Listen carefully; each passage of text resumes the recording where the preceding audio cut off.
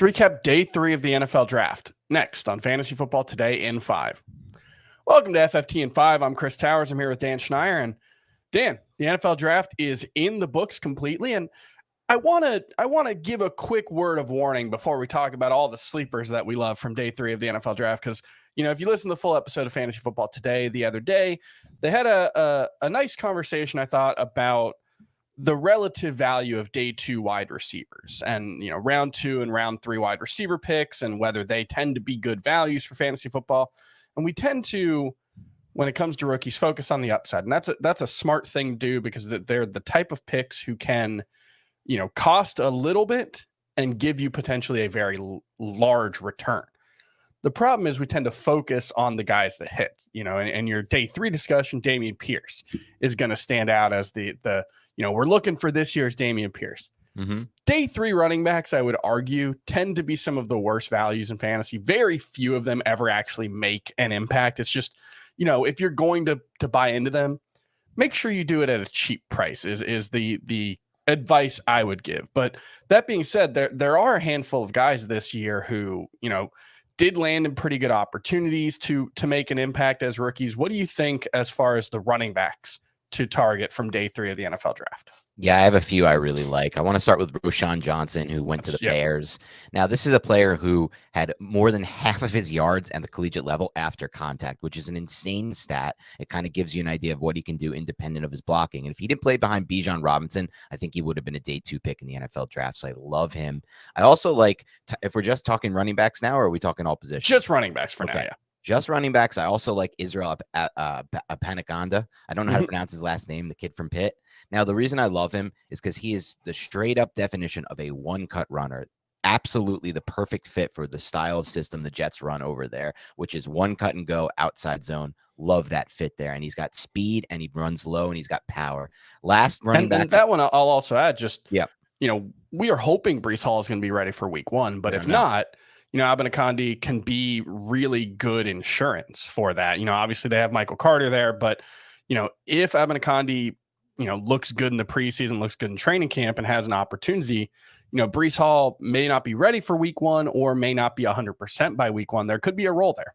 Yep, there really could be. And another guy who's similar in that boat is Chase Brown out of Illinois. He goes to the Bengals. We don't know the Joe Mixon situation. We know they lost Samaje Perine. Chase Brown blew up the Senior Bowl. I loved him in the one-on-one reps as a receiver. His profile is very athletic. It kind of shows someone who might be better at the NFL level as a receiver. And we know that Bengals have gotten a lot of receiving work out of Perine and their secondary back. So I do like Chase Brown a lot. And then one more back I'll throw in there from day 3 is Eric Gray, who went to the Giants. Eric Gray is a really interesting back. He was one of the most productive backs in college football. Just did everything, was a 3-down back, just 2 drops on 90 catchable passes, 0 fumbles, incredibly reliable profile. And Barkley's another situation we don't really know about, both for short term and the future. And Matt Breida is behind him, but Matt Breida is a different kind of back than Eric Gray. Eric Gray is the kind of back that if they needed him to, if there was an injury to Barkley, he could step in and play all 3 downs. Yeah, to be clear, Barkley's healthy right now. Yes. This is not, he's the kind of name where you hear he might not be available. The reason he might not be available, and we assume he will be, but he was franchise tagged. There haven't really been a lot of movement as far as a long-term contract, and that's what he wants. And so there is, I think, some potential for a holdout into training camp. I think it'd be very unlikely for that holdout to stretch into the season, given the way NFL contracts work and the fact that, it's not like he'd be a free agent next year if he held out anyway. So right. I do think we expect Saquon Barkley back, but yeah, that's a situation for sure where, there could be an opportunity there. I'll also throw out, Deuce Vaughn in Dallas. We were wondering if Dallas would make an impact. Deuce Vaughn, very, very small. I think he's like 5'6", 175 pounds. But, right now he's the most high profile alternative to Tony Pollard on that roster. And we know it's a very good situation. So could be kind of interesting. Tony Pollard becomes the workhorse and Deuce Vaughn becomes the change of pace guy, but we've seen Pollard be very good in that role before. And then Zach Evans in LA could have an opportunity. Obviously, Cam Akers came on strong at the end of last season, but not someone that they're invested in heavily long-term either. Let's we got a little bit of time left. What about the rest of the positions? Anybody that you like as far as sleepers outside of the running back position? Yeah, this is my realm right here, just sleepers, because I do so much work on the prospects. So I got a bunch of guys. I'm going to try to be fast with it. Charlie Jones, wide receiver from the Bengals. He was my favorite wide receiver in this class from a value standpoint overall. This dude has unbelievable film. He was the one who beat Joey Porter against Penn State, and that game film was unbelievable. You saw some really fun stuff there. He profiles as somebody who can eventually take over for Tyler Boyd if they move on for financial purposes, and I think be a PPR threat immediately once he gets the role. So I'm going to throw him in there. I'm also going to throw in here tight end, actually, Will Mallory to the Colts. Sure. I really liked his profile. He's more of an H-back style tight end, but I think that's kind of what they need early on for Anthony Richardson. A lot of play action run, a lot of play action bootleg.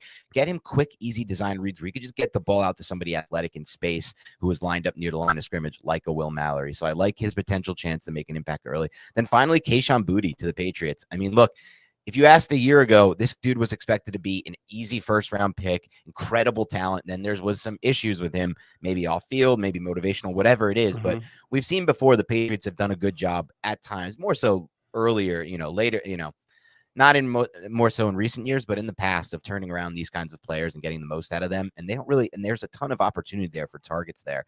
So I love the potential fit for him. All right. I will throw out also Elijah Higgins, a wide receiver out of Stanford, who Miami picked in I think the 6th round. He's going to be transitioning to tight end for them. That's an area of, I don't know need because they don't really throw to the tight ends in Mike McDaniel's offense, but he could have a path to playing pretty regularly. And obviously a 4.62 40-yard dash time looks a lot better at tight end than it does at wide receiver. So that's one, maybe more like a multi-year sleeper in your deeper dynasty leagues, but that's one to keep an eye on, Elijah Higgins. That's going to do it for our day 3 recap of the NFL draft. We'll be back tomorrow to talk winners and losers from the NFL draft and more. We'll see you then.